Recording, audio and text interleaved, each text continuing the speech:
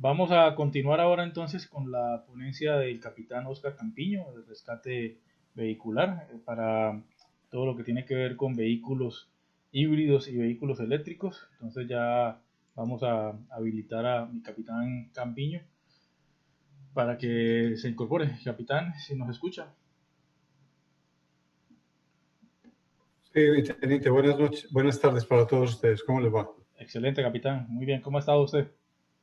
Bien, bien, bien y muy interesante la conferencia del licenciado García. Realmente en eso estamos en pañales y se necesita definitivamente algo al respecto. Sí, señor. Imagínese un rescate vehicular y que las personas que conduzcan tengan ese tipo de discapacidad auditiva. Entonces sería como interesante unificar eso en todos los campos. Sí, correcto. Sí, de hecho han pasado ya reportes de varias situaciones de esas y se vuelven muy complicadas, definitivamente. Listo, capitán. Estamos en sus manos. Bienvenido, capitán. Bueno, tengo manera de... Sí, Sí, está habilitado para que comparta. habilitado. Bueno, perfecto. Bueno, muy bien. Buenas tardes para todos. Muchas gracias por estar acá, por estar hoy domingo con todas estas cosas y con este congreso. Permítame, yo muevo un poquitico esto para acá, que aquí me queda bien.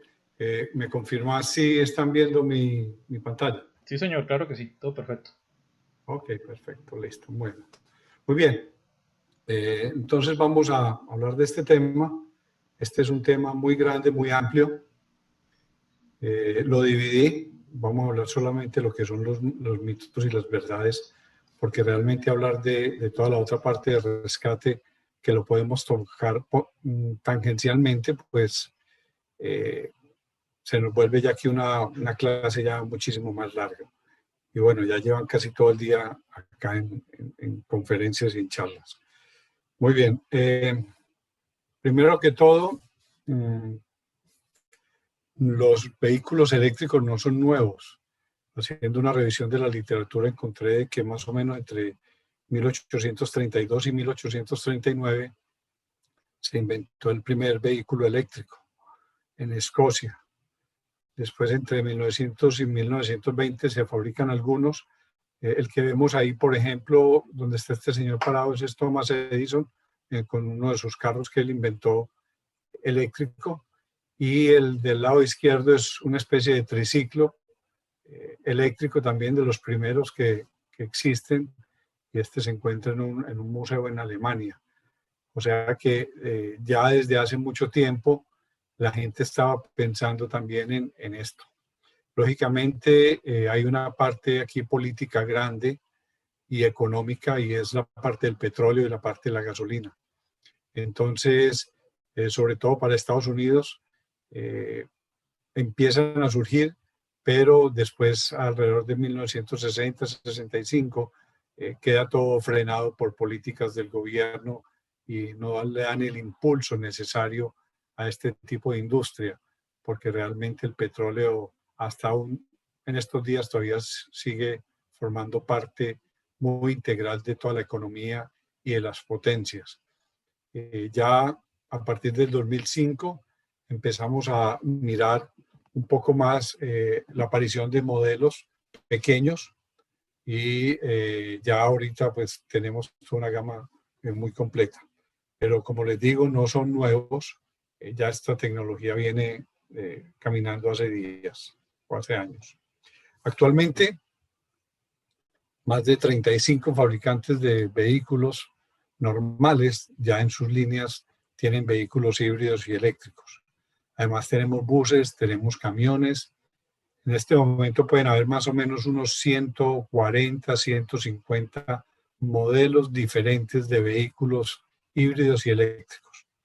Eso nos da una idea de que es una tecnología que no es una moda, es una tecnología que se va a quedar, y no solo que se va a quedar, sino que va a seguir creciendo bastante. Japón hasta el 2019 era el país que mayor número de vehículos híbridos y eléctricos tenía registrado, con 10.5 millones. Aquí en Estados Unidos es muy alto también la cantidad de de vehículos que existen ya híbridos.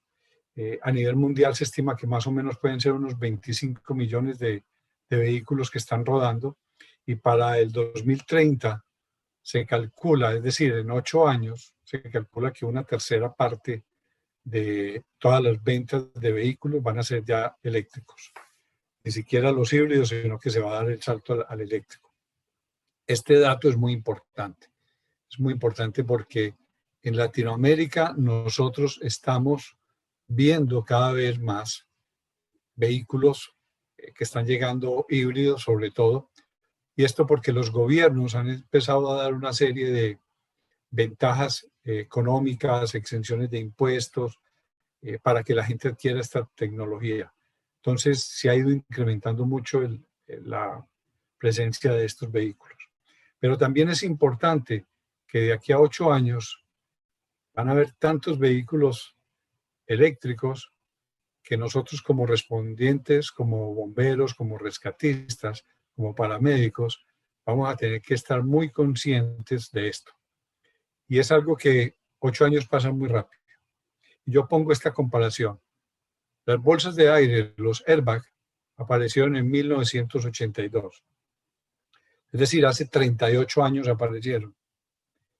Desafortunadamente, en este momento encontramos bomberos, bomberas, rescatistas, paramédicos, que todavía no conocen muy bien el funcionamiento de una bolsa de aire, que todavía tienen dudas de cómo actúa la bolsa de aire del conductor o una bolsa de aire lateral o una bolsa de aire en una puerta, y si existe o no existen esas partes.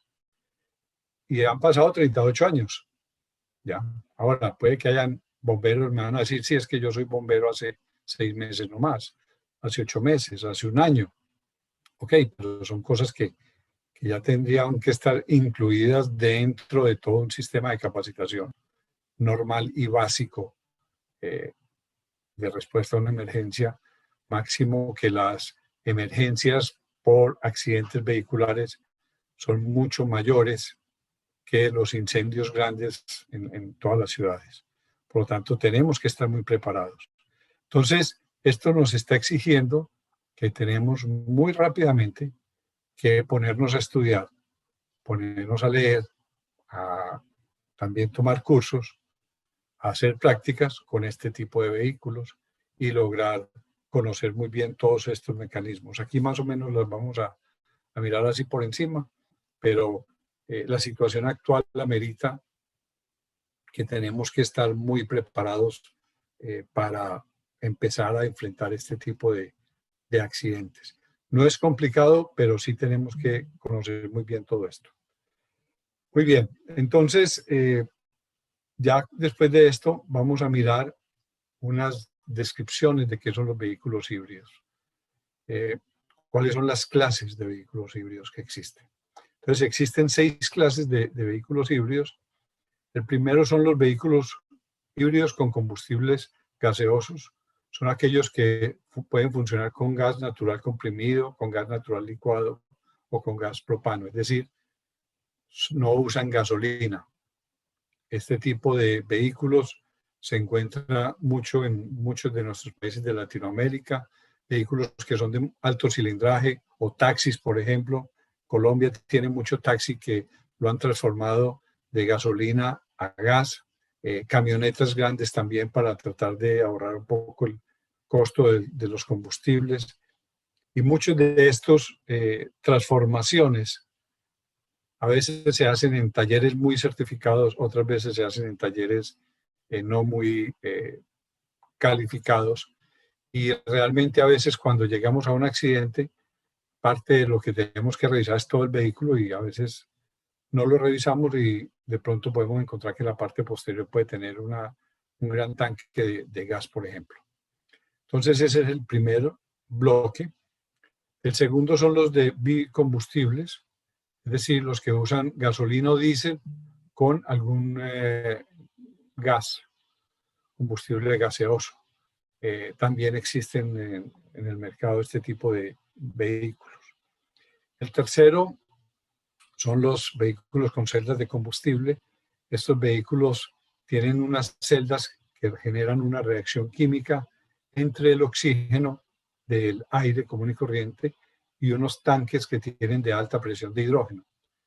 Al hacer esa reacción va a generar, o sea, va a producir la energía que va a mover el motor y como producto de desecho, llamémoslo así, va a salir por un mofle, por un tubo de escape, va a salir simplemente unas gotas de agua.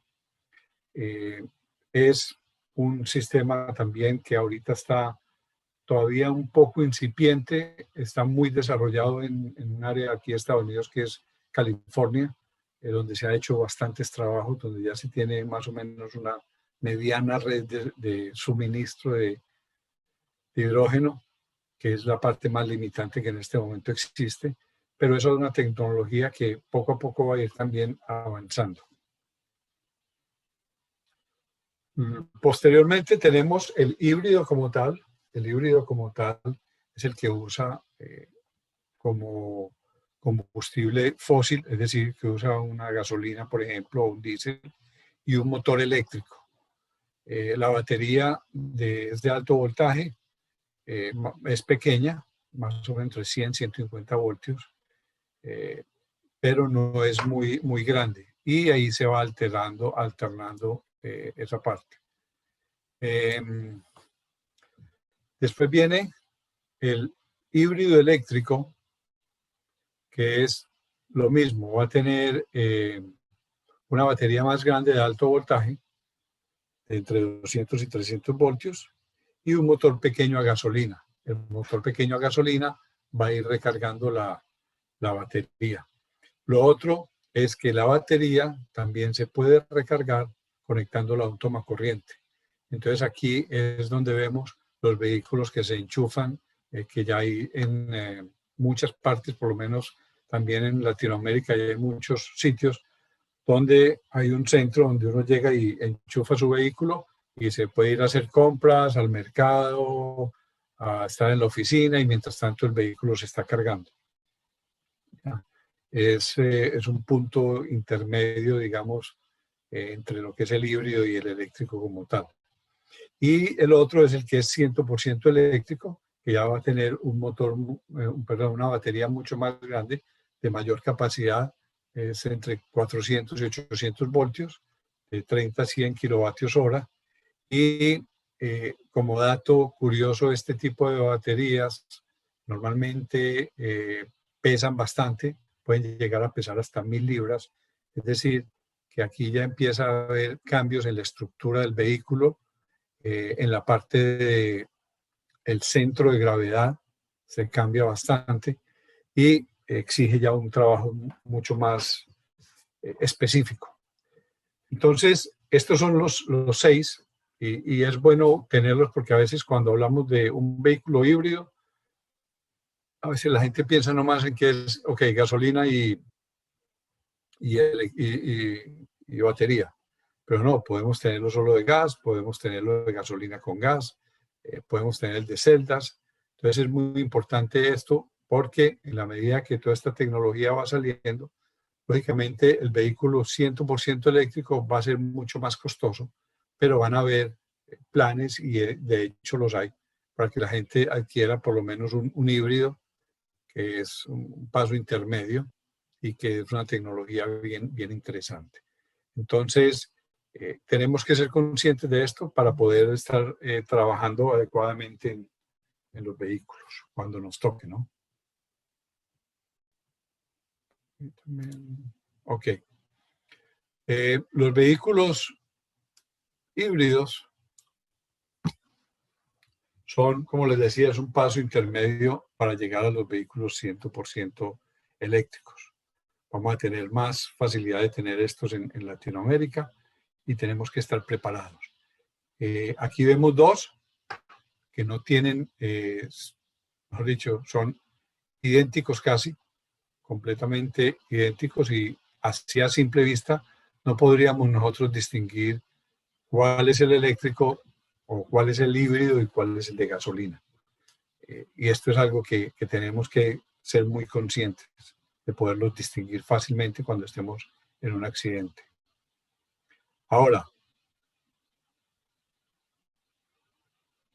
en los vehículos híbridos completamente, tenemos una situación muy importante y es que hay tres formas diferentes de que esto funcione. Tenemos el motor a gasolina, que va a mover las ruedas común y corriente, o sea, es un motor a gasolina normal. El motor eléctrico, cuando entra a trabajar, también va a mover las ruedas, va a hacer que se desplace, o ambos al mismo tiempo también se pueden encargar de mandar energía a las ruedas. Dependiendo de la velocidad que lleve el vehículo, esto va a estar cambiándose para un lado o para otro. Es decir, el operador o el conductor, lo único que podría ver sería si tiene en su tablero un diagrama donde él puede estar viendo si está trabajando el motor a gasolina o está trabajando el motor eléctrico o cómo está trabajando los dos en un momento determinado. Entonces, eso es importante tenerlo en cuenta porque en el momento en que vaya a haber un accidente, el vehículo va a estar parado y el que va a estar trabajando va a ser el motor eléctrico, que no va a tener ningún sonido, que no vamos a distinguir si está prendido o no está prendido el vehículo.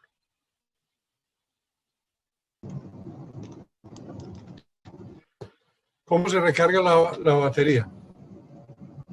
Entonces, el motor a gasolina la va recargando cuando está funcionando el motor a gasolina, aparte de que manda energía hacia las ruedas, también está mandando energía hacia la batería.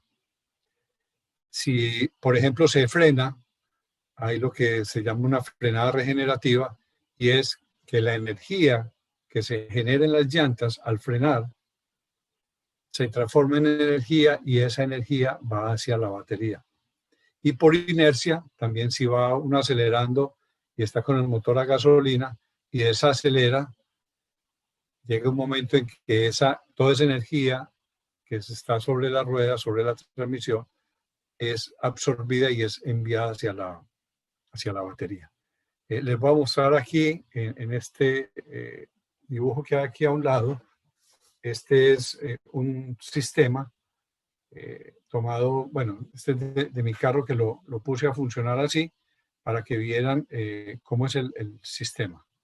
Entonces tenemos lo siguiente, tenemos aquí el motor común y corriente, tenemos el motor eléctrico, aquí está, digamos que de manera diagramado, pero realmente no está ahí, está sobre las ruedas. Sí, este está aquí sobre los ejes de las ruedas, aquí está el otro motor eléctrico y en este caso la batería de este carro está en la parte posterior. ¿Ya? Esto es lo que yo veo en el tablero. Cuando yo puedo seleccionar el tablero, yo lo puedo ver y puedo ver entonces cómo funcionan los diferentes pasos. Entonces, vamos a mirarlo y lo voy a ir explicando. Ok, ahí estoy trabajando con la batería. Miren que la batería está entregando energía. Están saliendo las flechitas y está moviéndose la corriente de color amarillo en este sistema para que se vea. Y está saliendo de la batería hacia los dos motores de los ejes. ¿Ya? Si yo acelero, ahí ya entra el motor eléctrico a trabajar aquí, perdón, el motor a gasolina. El motor a gasolina, que es aquí en rojo, entra a generarle la energía a las ruedas de adelante, la tracción delantera. Pero si ven aquí hay una flecha que está enviando también parte de la energía de este motor. Lo está enviando a recargar la batería. Y van a ver que cambia la flecha y el sentido de la flechita y ahorita vamos a mostrar que le está entrando batería a energía a la batería. Sí, ahí le está entrando. Ahí fue una frenada. Entonces, cuando es una frenada, perdón. Cuando es una frenada, entonces la energía de la frenada se va toda, que es todo azul. Esta se va completamente, la inercia se va completamente a la batería para llenarla. Entonces, esto siempre va a estar funcionando. ¿Sí? Vamos a volverlo a poner.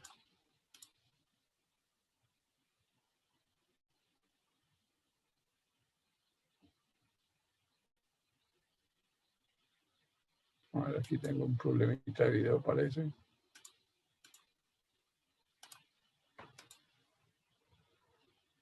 Bueno, había un problemita aquí de video, parece. Ahí está. Ahí está con la batería. Aceleramos, ya entra el de gasolina, entra corriente a la batería. Ahí está la energía de las llantas devolviéndose hacia la batería de alto voltaje. Ahí ya vuelve a arrancar. Estos son todos los cambios que ocurren mientras uno está manejando el vehículo. Entonces, ahí va manteniendo y bueno, hay un tablero donde muestra una cantidad de información adicionales que a veces no es bueno como estarlas mirando porque creo que lo distrae a uno demasiado con todas las informaciones de las cargas y demás. Pero bueno, este es el sistema, cómo se carga una batería en un vehículo híbrido. Importante también es que debemos de conocer cómo están los vehículos. Por norma internacional, se tiene que un vehículo híbrido o eléctrico debe tener 3 puntos exteriores marcados claramente que determinen que este vehículo tiene esta tecnología.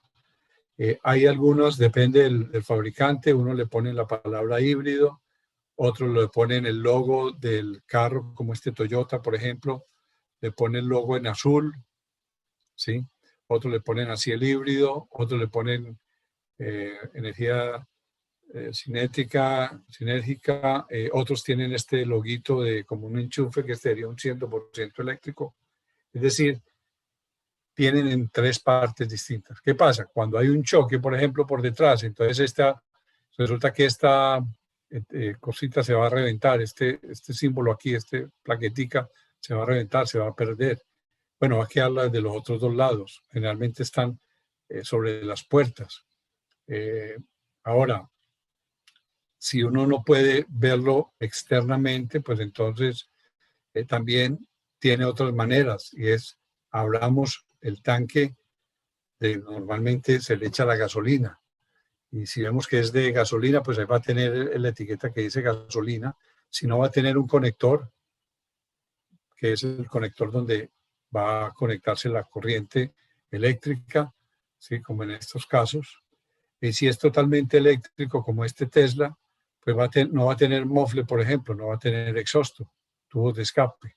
También es otra manera que nosotros podríamos determinar ese vehículo que tiene. Si ustedes ven, por ejemplo, este dice eléctrico acá, pero si esto por un choque se perdería, pues lo que debo hacer es esto. Ahora, el abrir esta tapa del combustible o de la parte donde llevaría la conexión, es parte de los procesos que se hacen durante los 2 primeros minutos por parte del comando de la escena que debe determinar cuál es el tipo de propulsión que tiene ese vehículo. Así sea gasolina, diésel o eléctrico o híbrido, siempre debe uno de abrir la tapa de la toma de gasolina o la toma de corriente, en este caso. Ahora, esto es externamente. Internamente es, por ejemplo, si el vehículo quedó volcado, si el vehículo quedó lateralizado o si quedó tan deformado que podemos abrirle solamente la tapa del motor. La tapa del motor lo podemos ver como así, pero vemos aquí unos cables anaranjados. La presencia de estos cables anaranjados, por norma, nos quiere decir que aquí este es un vehículo híbrido que tiene motor a gasolina y tiene motor eléctrico. También si estuviera invertido completamente o lateralizado, podemos ver este canal que va normalmente por toda la mitad. Se ha tratado de que los fabricantes siempre lo pongan en la mitad del chasis y que vaya protegido y aparte de eso vaya marcado con un color diferente, en este caso este anaranjado, para por acá van los cables de alta tensión que van desde la parte de atrás, en este caso de la maleta del baúl del vehículo hacia la parte de adelante. Entonces tenemos muchas formas en las cuales nosotros podemos hacer una averiguación de cuál es el tipo de propulsión que tiene el vehículo siniestrado. Entonces, tengámoslo en cuenta para así poder nosotros tomar las decisiones necesarias en el momento en que planeemos hacer una técnica determinada. También dentro del tablero, la parte interior del vehículo en el tablero, hay una parte muy importante y es que todos los tableros, recordemos, si el vehículo está chocado, está parado, el motor que está funcionando es el motor eléctrico. Siempre que el motor eléctrico está funcionando, primero no lo vamos a sentir porque es demasiado silencioso. Y segundo, va a tener la palabra ready encendida. Generalmente todos los vehículos híbridos y eléctricos son automáticos. Por lo tanto, a pesar de que esté en la palanca en la P de parqueo, ¿sí?, siempre va a aparecer la palabra ready, es decir, que está listo para moverse, por ejemplo, o si está en directa, pero siempre está la palabra ready. En este caso de la foto del lado derecho, tenemos dos cosas interesantes. Uno, que muestra la palabra ready, es decir, que está listo, el motor está encendido, pero también tiene otra adicional, esa verdecita que dice EV y es Electric Vehicle, o sea, vehículo eléctrico. ¿Ya? Entonces, y ahí en el centro vemos cómo está la representación entre el motor a gasolina, la batería de alto voltaje y las ruedas. Esto se empieza a mover de acuerdo a cuando el vehículo se esté moviendo. En este caso, el vehículo está totalmente parado. Entonces, todo este tipo de informaciones en los tableros también nos sirve a nosotros para darnos una idea de que este vehículo es un vehículo híbrido o eléctrico, ¿no?, dependiendo. Muy bien. ¿Qué dispositivos de seguridad tienen estos vehículos? Primero, todos los fabricantes de vehículos, lo primero que ellos buscan es la seguridad, ¿no? Que los vehículos sean totalmente seguros o lo más seguros posible. Por eso los diseños, por eso los aceros que usan y ahorita con esta tecnología de alto voltaje, pues también, ¿no?, tienen que incrementarle la seguridad. Entonces, lo primero es que los cables de alta tensión que van desde la batería hasta el motor eléctrico vienen con doble protección y siempre van a venir por la mitad del vehículo y de color anaranjado son los cables. Ahora, en estos días hemos visto, hubo un vehículo que los cables no los sacaron exactamente por la mitad del chasis, sino que lo sacaron un poco hacia el lado del conductor, hacia la parte del canal de refuerzo, que es el que está ahí abajo de la puerta. Eso también es importante, pero lógicamente siempre van protegidos y siempre van forrados en una carcasa metálica. Eso sí es obligatorio. Entonces ese es un punto de seguridad muy interesante y que lo debemos de tener en cuenta. Otro punto de seguridad es que hacen la desconexión manual del sistema, tienen una desconexión manual, hay que ubicarla, lógicamente. Ahí viene una parte que nos complica a nosotros como rescatistas, ubicar ese sistema, que ahorita lo vamos a ver más adelante. Otros, y creo que es la tendencia donde se va, es que colocan ese sistema de desconexión de baterías de alto voltaje conectado o interrelacionado con el sistema maestro que controla todo lo que son las bolsas de aire y los pretensionadores de cinturones. Es decir, que cuando haya un impacto también va a desconectar las baterías, tanto la de 12 voltios, porque acordemos que siguen teniendo baterías de 12 voltios, más la batería de alto voltaje. Ahora, esto no está generalizado en todo. Y como no está generalizado, tenemos siempre que pensar de que hay algún punto, en alguna parte, hay un sistema, un switch master que necesitamos quitarlo para desenergizar completamente esa batería de 400 o 800 voltios, que es lo que hay en este momento. Lo otro es que, perdón, la batería de alto voltaje se encuentra en zonas que son muy distantes de impactos y con mucha protección. Ahorita lo vamos a ver más adelante. Entonces, son sitios donde hay Para llegar ahí, el impacto tiene que ser fuerte. Lo han habido fuertes, es cierto. Hay impactos tan fuertes que llegan hasta esa parte, pero en términos generales son sitios bastante protegidos. Y hay un sistema, tiene una especie como de computador, un sistema de manejo de la batería de alto voltaje que permite estar monitoreando las temperaturas, la carga, las cantidades de carga y cualquier falla que pueda haber en alguna de las celdas de esta batería de alto voltaje. La batería de alto voltaje es otra cosa importante que tenemos que tener en cuenta, y esto es por la parte de cuando tengamos sobre todo que atender un incendio, sobre todo en este tipo de vehículos. La batería tiene un electrolito que normalmente son iones de litio-hierro, y tiene ahora lo más normal hasta ahora ha sido el níquel, cobalto, magnesio con cátodos, o el níquel, cobalto, aluminio. Lo que pasa es que el cobalto es muy costoso y no hay mucho, digamos, a nivel mundial. O sea, las minas de cobalto no son tan grandes como para poder absorber de pronto todo lo que se va a estar necesitando para la fabricación de estas baterías. Entonces, ahora últimamente lo que se está usando es un litio-hierro fosfato que no requiere el cobalto, y entonces, por lo tanto, las baterías van a ser primero más económicas y de mayor duración. Ya o sea, ya se está viendo que se están usando el litio-hierro fosfato.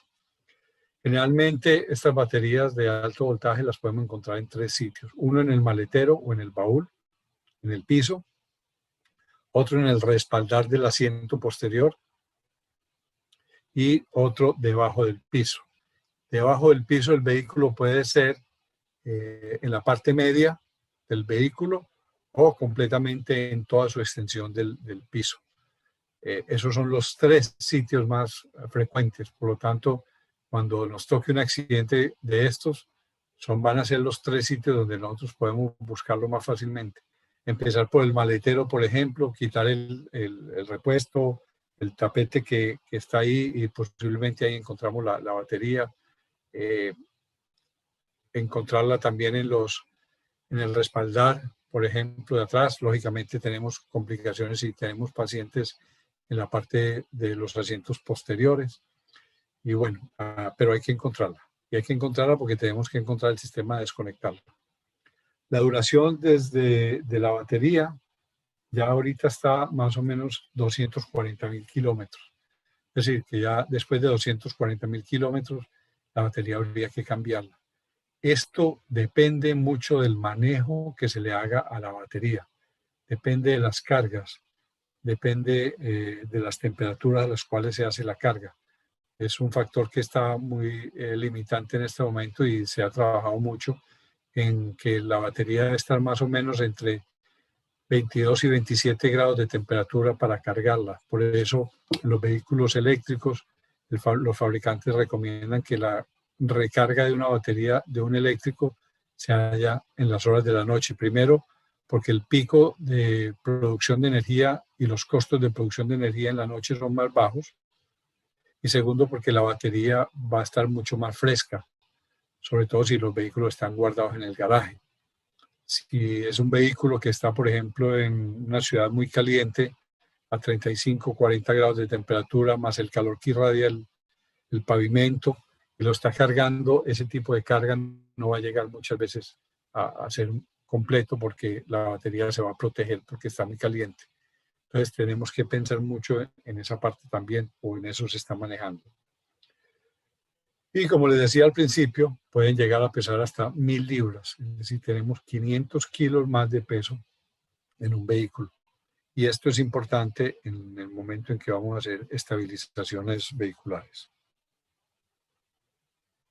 Aquí vemos algunos ejemplos de la localización de la batería de alto voltaje. Vemos en esta parte el Tesla, cómo la batería es totalmente de todo el tamaño del piso, de lado a lado. Aquí son los motores eléctricos, y la batería cubre todo el piso completo. En el Lexus está en esta parte, aquí ven la llanta de repuesto, Inmediatamente ahí encima está la batería, ¿ya? Aquí pues quedaría el respaldar, pero no está sobre el respaldar, sino que está sobre el piso de esto. Y aquí tiene el conector para desconectarla, para desenergizarla en esta parte. Por eso necesitamos quitarle el tapete para verla y poderlo trabajar. Aquí vemos el Nissan Leaf, cómo cubre, es un vehículo más pequeño, pero cómo cubre de lado a lado, aunque aquí está mostrando más sobre el lado del pasajero, pero es de lado a lado, la batería de alto voltaje, y aquí está saliendo el cable anaranjado para mover el motor. Y aquí vemos, quitando esta tapa en un asiento trasero, el respaldar de un asiento trasero de un Honda Civic, aquí vemos la batería que va de lado a lado. Estas baterías lógicamente están pegadas con grandes tornillos, muchos tornillos y bien firme, por lo tanto ponernos nosotros a desarmar esto sería perder el tiempo. En este caso aquí es importante que sepamos esto, y si la encontramos ya sabemos que cualquiera de las técnicas de rescate, de extracción del paciente, donde pensemos hacer un túnel, que es abrir toda esta parte, quitar los asientos y sacarlo por aquí hacia la parte posterior, no va a ser posible porque vamos a tener esta batería que aquí nos está molestando. Por lo tanto, tendríamos que sacar al paciente hacia la parte superior del respaldar. Pero son cosas que tenemos que tener en cuenta en el momento del rescate, ¿no? En el momento de planear qué vamos a hacer, cuál va a ser la vía de extracción. Aquí vemos otros, por ejemplo, vemos cómo es, por ejemplo, en todo el centro y una parte de atrás. Este es un Lexus pequeñito, tiene todas las celdas, lo tiene aquí en todo el piso. Este es un vehículo muy pequeño. Este es un Ford Explorer, lo tiene aquí en la parte de la base, ¿ya? Y aquí tenemos otro vehículo con las baterías completas de todo el piso. Como ustedes ven, estos son muchos bloques, estos son muchas celdas. Cada celda de estas puede tener entre 80 y 100 baterías pequeñas. Entonces es un sinnúmero de baterías que están ahí entrelazadas una de otra para lograr generar el voltaje y el amperaje que se necesita. Como les decía, ya vienen con sistema de desconexión a las bolsas de aire. Tenemos que ubicarlo y la mayoría de los fabricantes están recomendando que, si bien ese dispositivo es plástico, debemos de utilizar unos guantes dieléctricos de al menos 1000 voltios. La empresa Renault, por ejemplo, en Colombia, cuando vende su vehículo eléctrico, dentro de las cosas que le colocan ahí, el kit de carretera, digamos así, le colocan un par de guantes dieléctricos de 1000 voltios para que la persona se lo ponga o el rescatista se lo ponga en caso de que tenga que hacer la desconexión. Es más por seguridad. Como les digo, ese sistema es plástico, pero uno podría accidentalmente tocar una parte metálica. Lógicamente, es parte ahora de las cosas que tenemos que tener en nuestros camiones de bomberos, en nuestros camiones de rescate, tener por lo menos este tipo de guantes dieléctricos de al menos 1000 voltios, porque lo máximo que ahorita tenemos son baterías de 800 voltios. Entonces, tenerlos para el caso que necesitemos usarlo. Lógicamente, también tenemos que ubicar la guía de respuesta a emergencias del fabricante o qué aplicaciones hay. Ahorita las vamos a ver, que existen y que son obligatorios que los fabricantes los saquen. Pero ¿qué pasa? Si en este momento tenemos entre 140 y 150 modelos diferentes de vehículos híbridos y eléctricos, tendríamos que tener 150 manuales. Ahora, muchas veces, no en un año, pero sí en cada 2 años, por ejemplo, pueden haber cambios en la distribución o en la organización, en el diseño de los vehículos, entonces tendrían que sacar otra guía distinta. Entonces es imposible nosotros tener en un camión de bomberos pues 150 manuales para ver cuál va a ser el manual que vamos a usar en un momento determinado. Entonces tenemos que estar muy pendientes de eso. Aquí vemos los dispositivos de desconexión. Como les digo, pueden ser como estos. Este es el del Lexus, ¿sí? Es plástico. Aquí tenemos otro que dice gírelo para un lado, gírelo para el otro y queda desconectado. Aquí tenemos uno en la parte de la maleta donde sacamos un conector. Este es el del Renault, que está en el piso, debajo del tapete del asiento del pasajero delantero, del acompañante. Tenemos que quitar el tapete, quitar una tapa que tiene unos remaches plásticos, y después de quitar la tapa está este sistema con este conector. Por eso aquí este bombero tiene los guantes, porque quitó el conector. Y en vehículos como el Tesla, que el Tesla es la empresa que más tecnología y más desarrollos tecnológicos han hecho en cuanto a los vehículos eléctricos, tiene este sistema que es un bucle rojo, que aquí está marcado, ¿ya? Y la idea es cortarlo, ¿sí? Cortarlo con un alicate, con una pinza, cortar este cable y de esa manera se desenergiza la batería de alto voltaje. Esta se encuentra en el motor. Entonces, si bien lo podemos buscar cerca de donde están las baterías, esta no está cerca de la batería, por ejemplo. Esta está en el motor. Esta está cerca de la batería porque la batería está aquí abajo. Entonces, tengamos en cuenta que tenemos que buscar este dispositivo para estar tranquilos.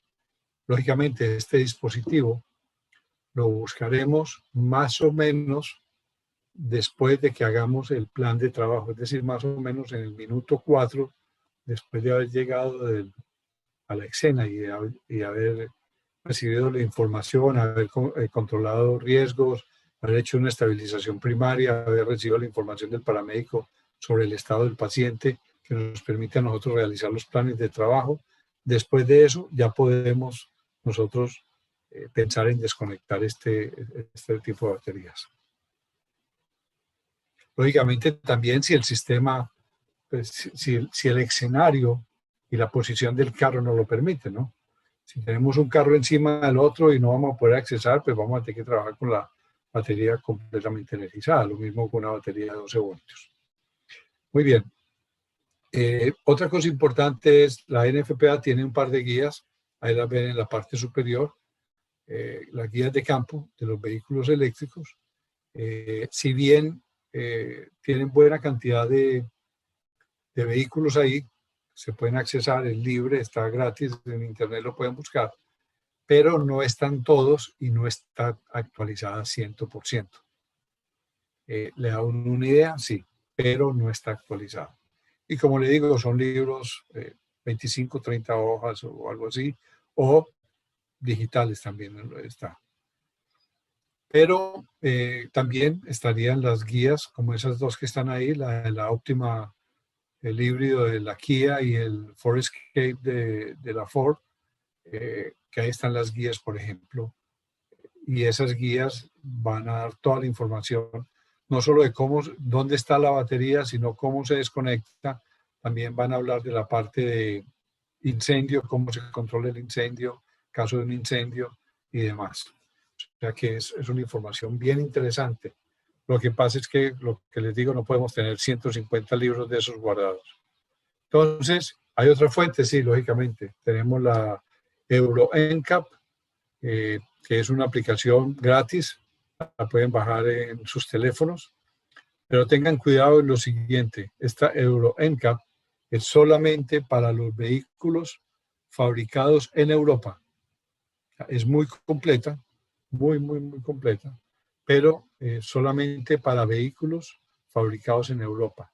En Latinoamérica, nosotros tenemos plantas, por ejemplo, en Argentina, en Brasil, en Colombia, tenemos plantas en México que están fabricando vehículos. Entonces, esos vehículos no van a estar ahí, además porque pueden cambiar de nombre y muchas veces con el nombre que están en Europa o aún aquí en Estados Unidos, tienen otro nombre diferente en Latinoamérica.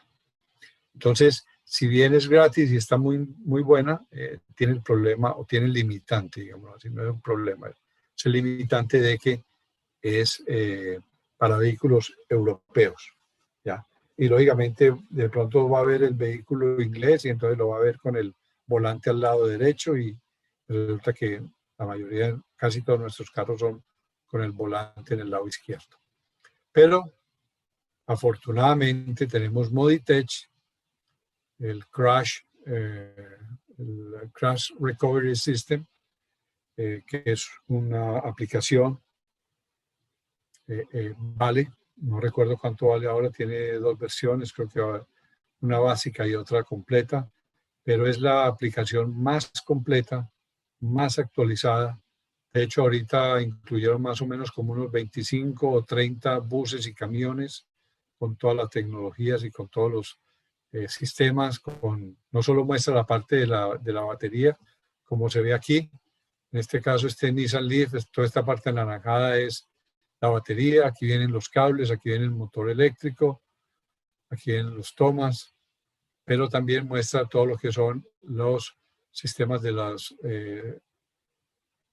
sistemas de alta presión de los cilindros para las cortinas de aire, los pretensionadores, aquí el pretensionador, la bolsa de aire aquí, el otro sistema acá, el hatchback, que es bajo tensión también. Es decir, nos muestra toda la información del vehículo, la colocación de la batería de 12 voltios. Aquí está el control electrónico que controla los bolsas de aire, los pretensionadores. Es decir, tiene muy buena información y, como les digo, está muy, muy actualizado. Entonces, eso permite que podamos tener un punto de referencia en el momento de trabajar. Lógicamente, el mejor punto de referencia que nosotros podemos tener es saber que ese vehículo es un eléctrico o es un híbrido y tenemos que buscarle todo y tenemos que hacer todos los otros procesos de saber dónde podemos encontrar las bolsas de aire, los cilindros de las bolsas de aire, los pretensionadores, en fin, todas estas cosas que nos limitan a nosotros en un momento determinado, un rescate o determinada técnica que queramos hacer para los vehículos.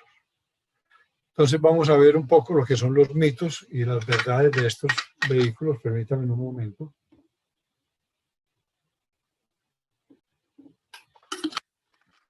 Muy bien, vamos a mirar algunos mitos y verdades porque al igual que cuando salieron las bolsas de aire, empiezan la gente a crearse una cantidad de cosas y de mitos y de cosas raras y realmente tenemos es que ser muy claros qué es lo que tenemos y qué existe y cómo lo podemos trabajar.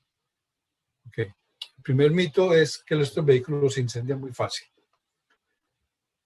Y es un mito falso, completamente falso. El riesgo de incendio de una batería de litio es 10 veces menor que se incendie un vehículo a gasolina. Y esto es porque, sobre todo aquí en Estados Unidos, le han hecho mucho escándalo cuando se han incendiado los vehículos Tesla, que se incendian, bueno, uno cada, no sé, 6 meses o cada 3 o 4 meses.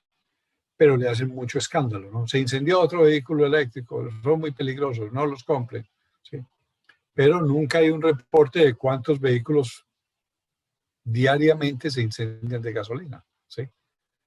El calor que se genera es el mismo al de un vehículo a gasolina. ¿Qué pasa? Que el manejo sí es distinto, ¿sí? La dificultad está en accesar y en enfriar esa batería de litio, pero el incendio como tal no hay ningún problema, pues, o sea, es mucho más seguro un vehículo eléctrico que un vehículo a gasolina en el caso de un incendio como tal. Entonces, veamos un poquitico eso, porque no es solo decirlo, ¿no? Uno, debido a la batería y debido a muchas cosas también, hay muchas cosas, son muchos componentes, la espuma de los asientos, el cuero, todas las partes plásticas, todas estas cosas que tienen los vehículos, los cables, todo, hay emisiones de gases tóxicos, ácido sulfúrico, óxido de carbón, níquel, litio, cobre, cobalto, ¿sí? Por eso, desafortunadamente, todavía vemos en algunas partes que para un incendio de un automóvil a gasolina, los bomberos entran sin equipo de SCBA o EPLA, como se llama en cada uno de esos países, sistema de respiración autónomo, y muchas veces hasta con deficiente equipo de protección personal. ¿Sí? Todos estos gases no solo son por lo que es un vehículo híbrido eléctrico, es también porque hay plásticos, como les digo, hay componentes que generan otros gases y hay que cuidarse definitivamente. Se recomienda usar ventiladores de presión positiva para desviar el humo y los gases, cosa que también en un momento determinado se debe hacer con un vehículo a gasolina. Las celdas, la parte de adentro de esas baterías, esos son secas, no hay ningún problema. El refrigerante que tiene por dentro, que mantiene esa batería fresca, que la mantiene en una temperatura ideal para que pueda trabajar eficientemente, es de color azul, no es peligroso, o sea que ahí no vamos a tener problema.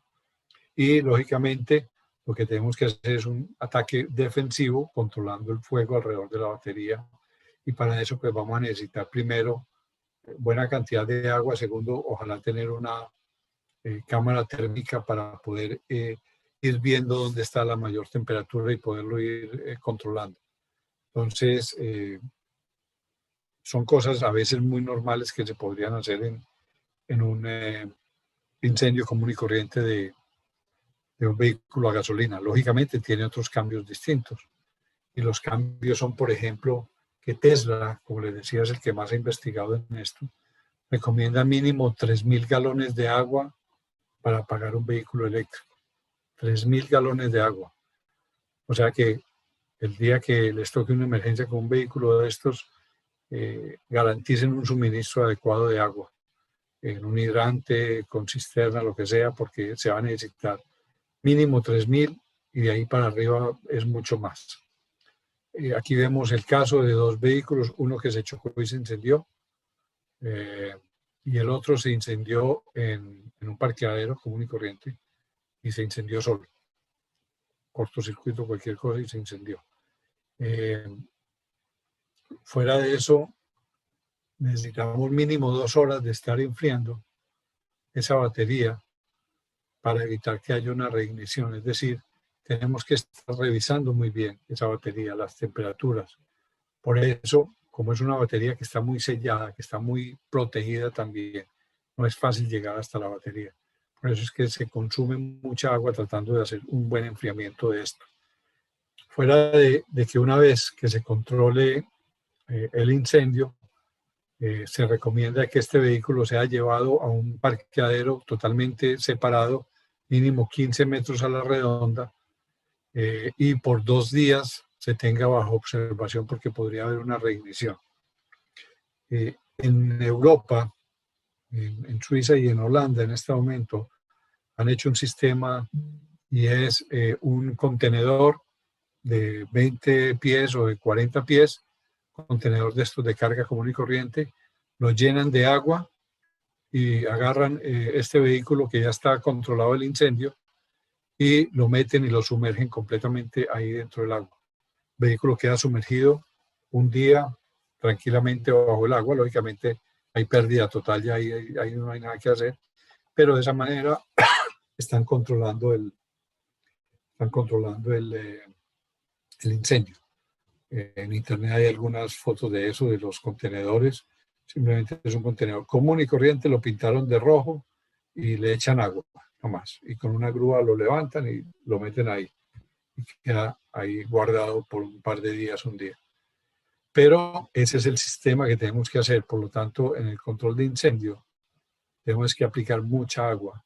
Tenemos que usar una cámara térmica, tenemos que tratar de llegar a la batería una vez que el incendio esté extinguido, tenemos que tratar de llegar a la batería. Los fabricantes le han colocado algunos orificios especiales para que el bombero pueda aplicar ahí directamente un chorro de agua y pueda refrigerar todas estas celdas que vimos ahí al principio, todos estos cuadritos que se vayan a ir refrigerando. El Tesla, como les digo, tiene Esa batería está protegida con por debajo, con una plancha de aluminio de 6.35 milímetros de grosor. Es un aluminio blindado. Esto para evitar que algún golpe, una piedra o cualquier cosa vaya a hacer un daño ahí. Tiene 16 módulos que están separados por cortafuegos. Los cortafuegos están con un sistema de direccionamiento hacia abajo, hacia el piso, para que pueda salir fácilmente con los sistemas de ventilación.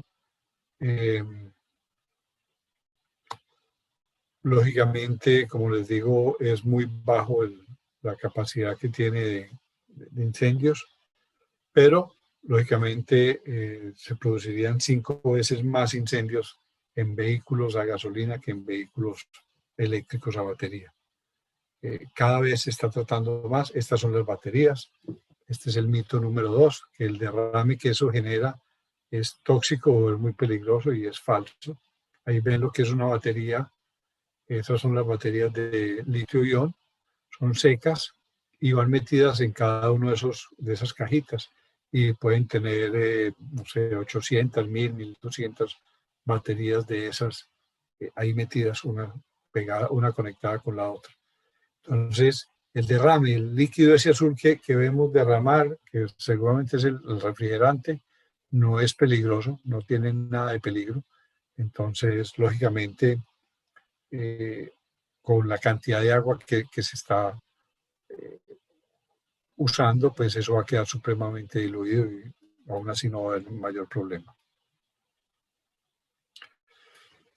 El mito 3 habla de que estos vehículos, uno se puede, si uno los toca, se electrocutaría.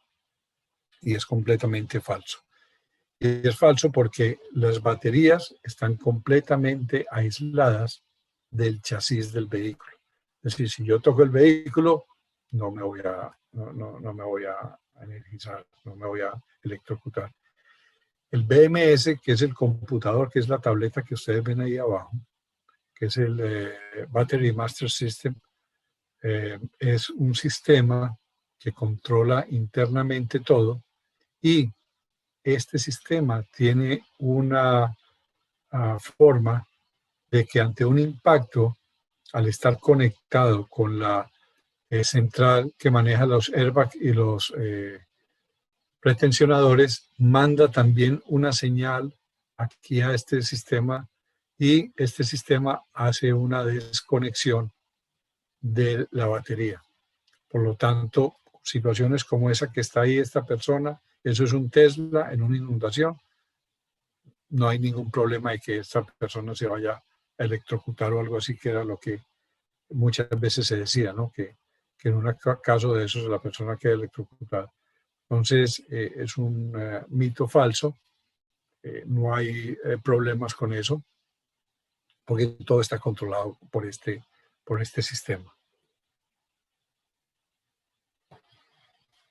Lo otro es mito número 4, que son más difíciles de cortar o de separar. Este es parcialmente falso. Y es parcialmente falso porque, primero que todo, la estructura de estos vehículos es la misma que un vehículo a gasolina. Es decir, como vemos acá, tenemos refuerzos en todas partes. En este caso, de este vehículo, por ejemplo, el color amarillo que está aquí entre el zócalo o el riel, poste A, techo, y poste B, por ejemplo, es un acero de alta resistencia. Esta parte roja también es alta resistencia. Sí, cada cosa de estos son todos los refuerzos que tiene el vehículo moderno. Son vehículos, acordemos que estos son vehículos nuevos. Por lo tanto, va a tener lo mismo. ¿Cuál es la única diferencia? Que aquí abajo va a tener una batería, pero esta estructura es la misma. Por lo tanto, para yo trabajar este vehículo, pues voy a tener que necesitar unas herramientas que estén de acuerdo a el tipo de corte y el tipo de materiales que yo tengo que cortar o que tengo que separar. Fuera de eso, van a tener los mismos sistemas de protección de bolsas de aire, los pretensionadores, va a tener los mismos cilindros de gas de alta presión, colocados en las mismas partes que los de gasolina, los cuales los tenemos que buscar. Acordémonos que estos son vehículos de alta gama, entonces podemos encontrar 6, 8 cilindros de alta presión en cuanto a los bolsas de aire. Y si tenemos los pretensionadores de cinturones, que son 5 cinturones de seguridad, si tenemos asientos adelante y atrás no más, pues vamos a tener también 5 pretensionadores de cinturones, por lo tanto son 5 cilindros más. Entonces, en un momento determinado, dentro de este vehículo vamos a tener 13 cilindros de alta presión que tenemos que ubicar, que tenemos que saber dónde están antes de hacer cualquier corte y antes de hacer cualquier operación con nuestras herramientas. Otra cosa importante es que algunos fabricantes, como se ve en la parte inferior, este es un Tesla modelo 3 que tiene un vidrio de vidrio, ¿ya? Que es diferente a tener un techo, perdón, un vidrio de vidrio, no, un techo de vidrio, perdón, y es diferente del techo normal. Lógicamente, cuando yo voy a colocar aquí una herramienta, pues este vidrio se va a quebrar o puede que por el impacto se vaya a quebrar también. Entonces tenemos que tener en cuenta la protección de los pacientes antes de que este vidrio caiga. En este caso, este es un Hyundai, tiene en el techo un sistema de celdas solares. Estas celdas solares, la función de ellas es cargar una pequeña batería que tiene adicional para utilizarla en el sistema de enfriamiento de la batería de alto voltaje. Es decir, para que de la batería de alto voltaje, recordemos que una de las cosas y de los grandes retos que tienen los fabricantes de vehículos eléctricos e híbridos es que esa batería de alto voltaje no solo sirve para mover las ruedas de los vehículos, tiene que servir para el aire acondicionado. Por lo tanto, si la persona usa el aire acondicionado a máxima capacidad, pues va a gastar mucho más. Entonces va a tener que tener suficiente amperaje para mover eso. Para mover toda la parte de vidrios eléctricos, seguros eléctricos, asientos eléctricos, para el sistema de sonido, en fin, para una cantidad de elementos eléctricos, muchas veces todo eso está manejado por esa sola batería, en caso de que sea, por ejemplo, una batería, un vehículo completamente eléctrico. Entonces, este fabricante, para no recargar mucho la batería, decidió colocar en el techo un sistema de un panel solar, con el fin de cargar una pequeña batería adicional que va a ser la encargada de suministrarle energía a un sistema de ventilación y de enfriamiento para la batería de alto voltaje. Lógicamente, cuando vamos a trabajar un techo, ahí ya va a ser mucho más distinto que trabajarlo si fuera una lámina común y corriente. Por lo tanto, también ahí tenemos que tener cuidado con la protección de los pacientes. Entonces, aquí es parcialmente falso, es porque sí son más difíciles de cortar, pero no más ni tanto que necesitemos herramientas especiales.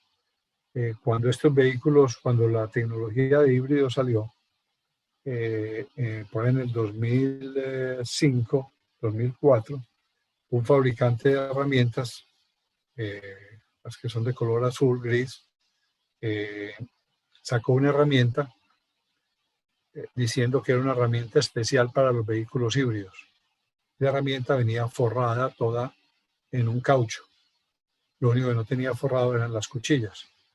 Pero ellos decían que esa herramienta le permitía al bombero o al rescatista trabajar tranquilamente porque estaba aislado y que de pronto se podía electrocutar al hacer algún corte en un vehículo de estos y que entonces él estaba protegido porque todo estaba forrado en plástico, en un caucho.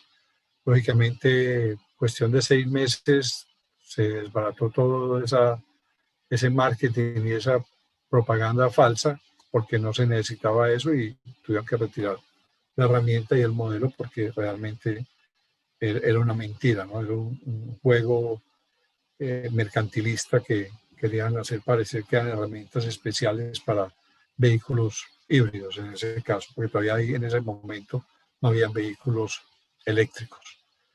Entonces aquí no, aquí podemos usar las mismas herramientas normales, eso sí, tengamos en cuenta cuáles son las características de nuestras herramientas hidráulicas, si podemos y están en capacidad de cortar estos aceros de alta resistencia, que estamos hablando de más o menos entre 110, 120, 130 toneladas de fuerza de corte, por ejemplo, para cortar un poste B, y unas 25 toneladas de fuerza de separación.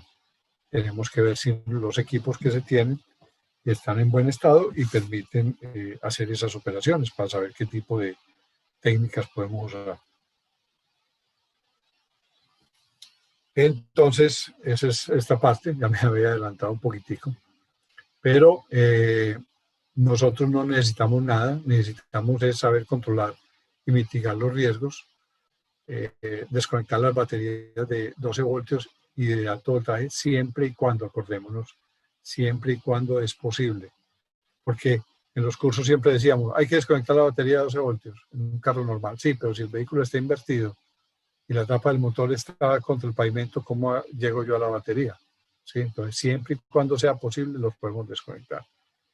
Revisar la parte interior de los vehículos para determinar todos los cilindros de alta presión, marcarlos, ver dónde están, tratar de no llegar a ellos y cortarlos o hacerles algo que los pueda activar, y conocer lógicamente las capacidades de las herramientas que ustedes tengan en su momento, en su estación.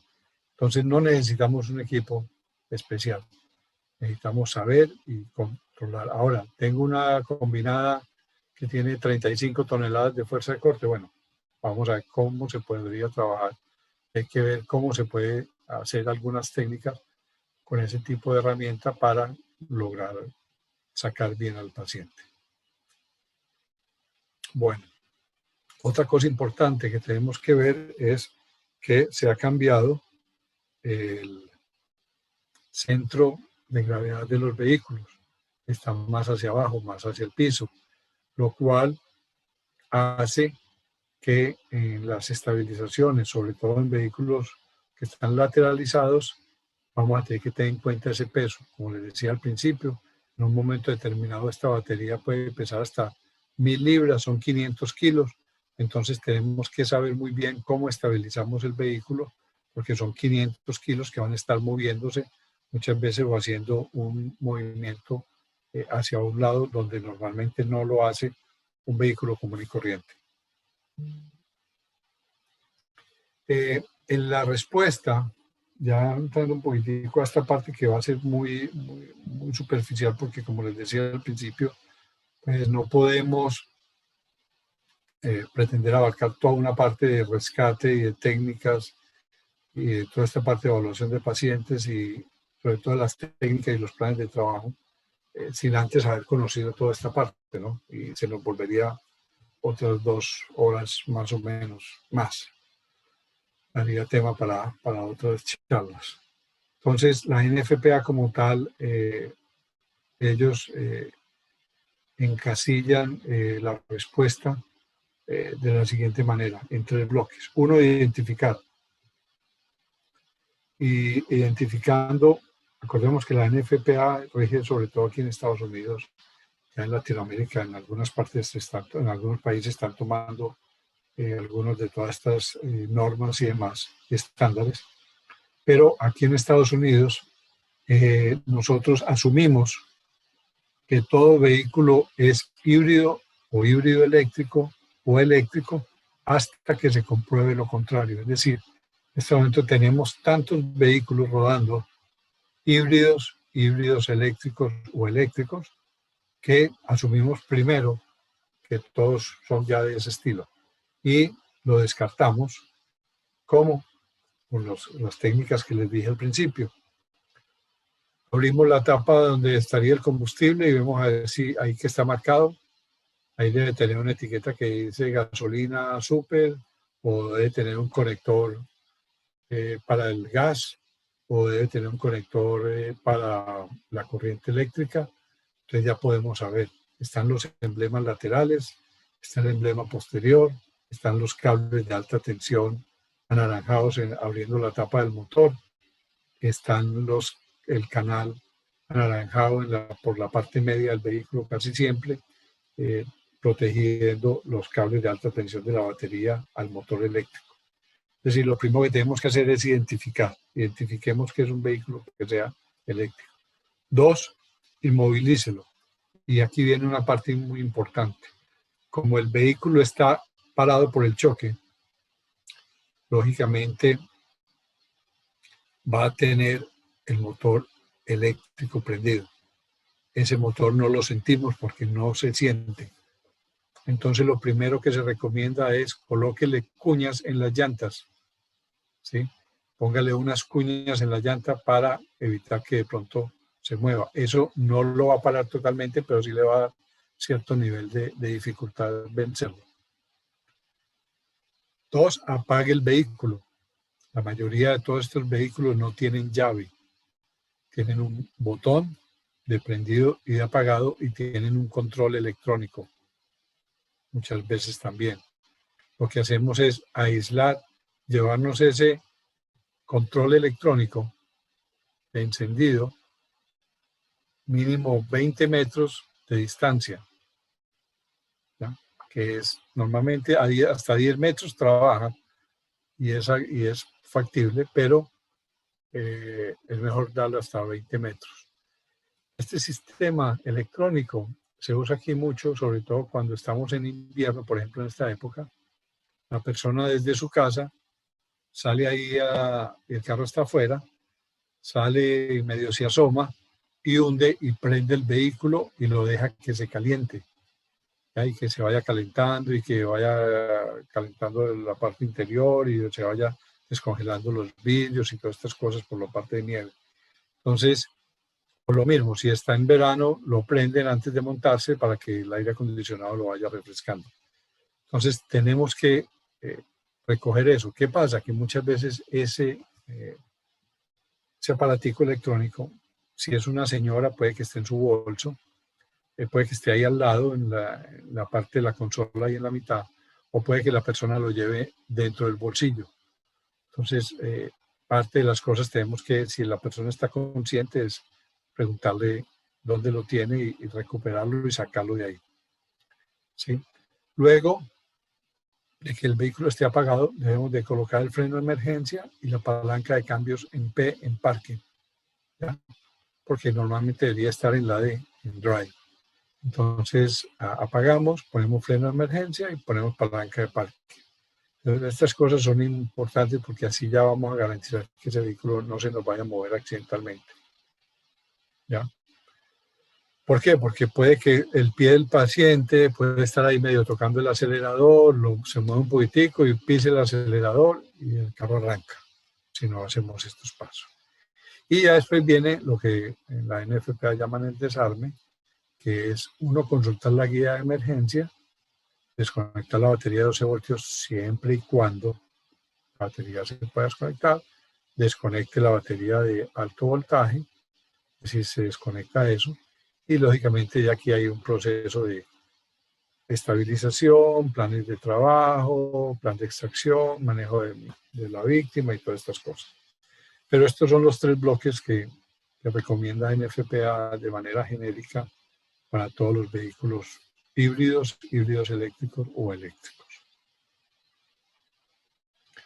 Bueno, como resumen, tenemos que los vehículos híbridos y híbridos eléctricos pues son un reto, es un reto para nosotros, porque en este momento hay muchos, porque ya en los países de Latinoamérica existen. No, por ahora se pueden ver como un lujo, pero en la medida que esto se vaya popularizando, ya no van a ser un lujo y tenemos que estar preparados. Tenemos que ver bien la forma de cómo aprendemos a manejar lo que es la batería y los riesgos que lleva la batería de alto voltaje. Implicaría que si hay un incendio, cómo lo manejamos, tener la suficiente cantidad de agua, tener una cámara térmica para poder determinar las temperaturas y estar seguros, hacer el protocolo de aislarlo, todas estas cosas que cambian un poquitico. Hay cambios en los procesos de corte y de separación, ya los hemos visto, los hemos trabajado. Yo tuve la oportunidad de trabajar con unos 8 vehículos en Brasil, nuevos, 0 kilómetros, y hubo algunas técnicas que tuvimos que hacer algunos cambios y algunas variaciones por la presencia de la batería. Entonces, son cosas que tenemos que estar pensando muy bien. Como les digo, si tenemos un Honda Civic, la batería está en el respaldar del asiento posterior, pues no vamos a poder hacer una técnica de túnel. No nos pongamos a quitarla porque nos va a gastar mucho tiempo. Tenemos que pensar en otra. Entonces tenemos que ir pensando y adaptándonos a este tipo de situaciones. Y pues debemos de asumir que todo vehículo es híbrido hasta que comprobemos lo contrario y empecemos a grabarnos eso en nuestros países, así hayan muy pocos.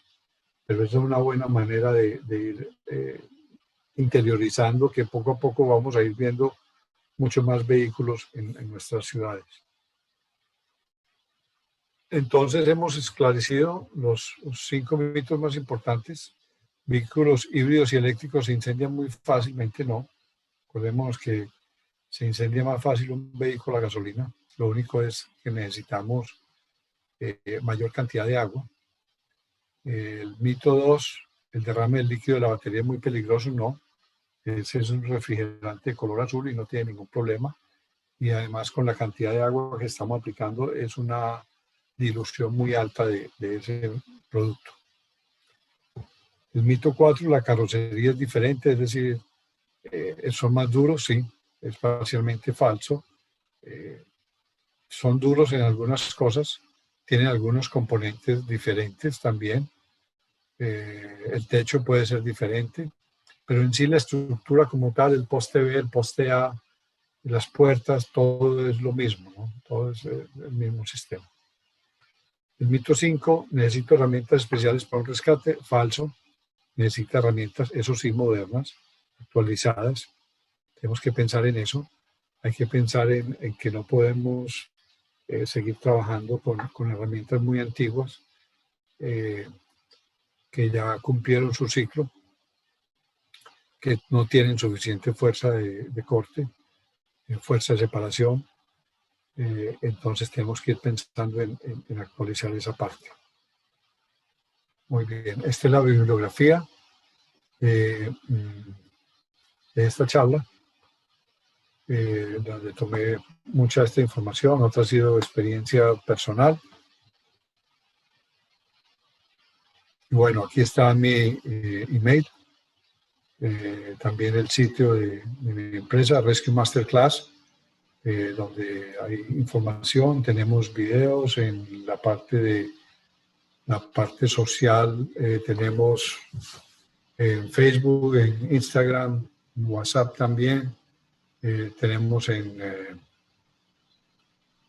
el canal de YouTube también tenemos algunas conferencias anteriores, una de estas también más completa, pero bueno, quedo a disposición de ustedes, quedo a disposición de algunas preguntas que seguramente pueden estar ahí recogiéndolas a los organizadores y a ver qué puedo seguirlos apoyando. Les agradezco mucho, muchas gracias por su atención. Espero que les haya gustado y les haya no solo gustado por el gusto, sino que hayan aprendido algo. Definitivamente en todas estas actividades aprendemos mucho. Yo hoy aprendí de toda la parte de las señas y de todas estas cosas muy interesantes que lo ponen a uno a pensar. Y bueno, yo espero que también esto los haya puesto a pensar ustedes un poquitico en qué tan preparados vamos a estar o tenemos que estar para trabajar con estos vehículos. Muy bien. Entonces, devuelvo ya todo a los organizadores y quedo pendiente para algún tipo de pregunta que tengan. Listo, mi capitán. Muchas gracias por la exposición. Excelente exposición. De verdad que cada día aprendemos más y más con todas estas nuevas tecnologías. Por aquí hay unas preguntitas, Capi. Una pregunta que dice que ¿qué tan seguros entonces para el conductor y los pasajeros estos vehículos, ya que según la distribución están sentados encima de las baterías o las llevan en la espalda?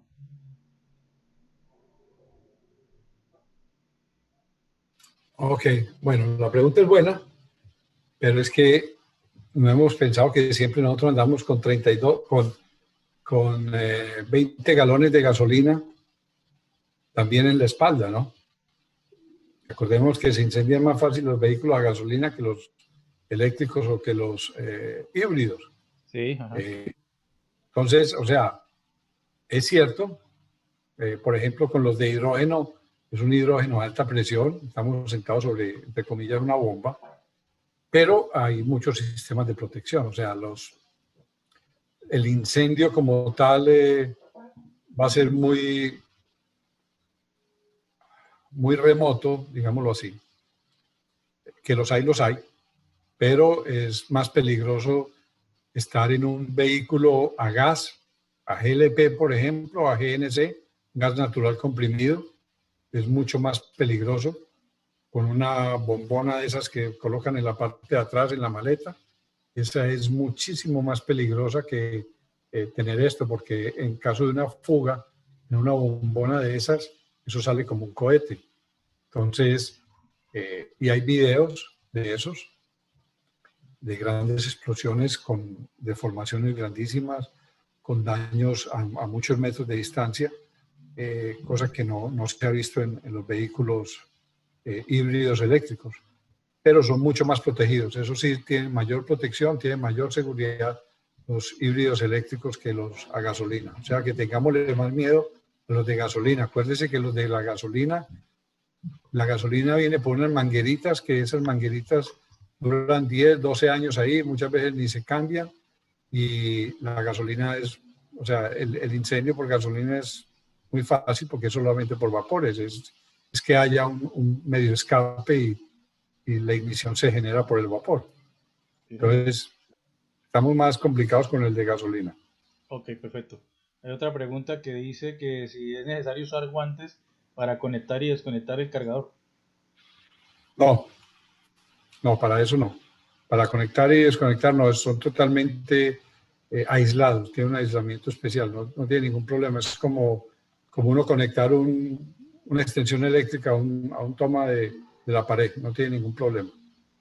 Ok, hay otra pregunta que usted ya la contestó ahí en la ponencia, que decía que si es posible retirar las baterías, pues va a ser mucho más complicado ponerse a sacar todos esos tornillos, ¿no? Me imagino. Sí, no, las baterías no se sacan, la batería se desconecta.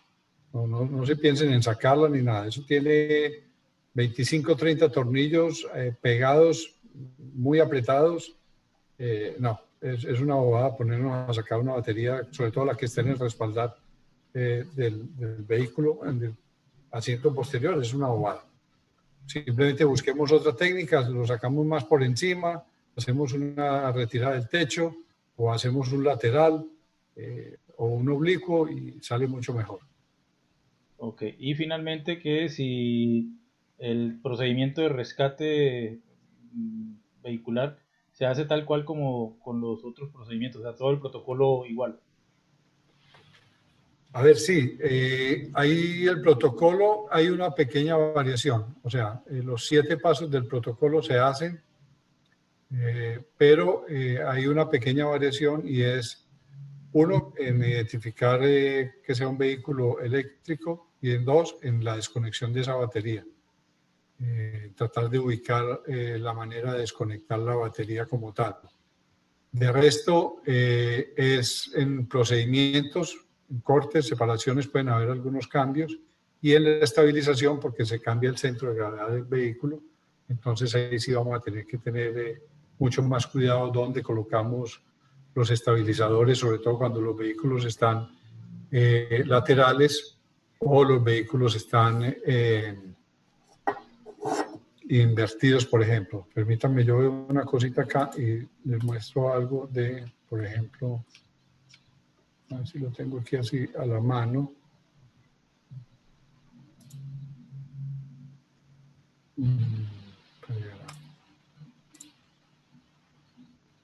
A ver si puedo compartir pantalla.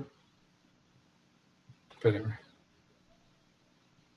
A ver cómo hago yo aquí. A ver si puedo compartir pantalla. Sí, aquí está. Miren, por ejemplo, esto fue un accidente de un vehículo eléctrico.